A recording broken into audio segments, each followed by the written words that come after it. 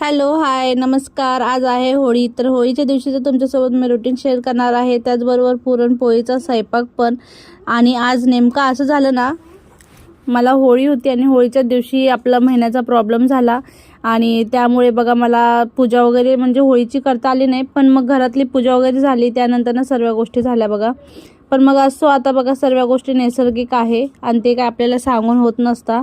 तर मग आरोला तर पुरणपोळी खूप आवडती, त्यामुळे म्हटलं सणाला तरी कशाला नाट लावायचं, आपलं पुरणपोळीचा स्वयंपाक मी केला. मस्त असं पीठ वगैरे मळून घेतलं. पण आज नेमकं असं झालं ना, पीठ खूप झालं पातळ आणि पुरण झालं घट्ट, त्यामुळे पहिली पोळी बघा माझी फाटली होती.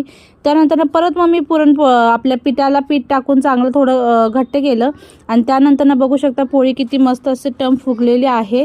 आणि असं झाला माझा स्वयंपाक. तुम्ही एकदा माझ्या लॉंग व्हिडिओमध्ये नक्की बघा, त्यामध्ये सर्व गोष्टी मी शेअर केलेल्या आहेत. तर भेटूया उद्या एका नवीन व्हिडिओमध्ये.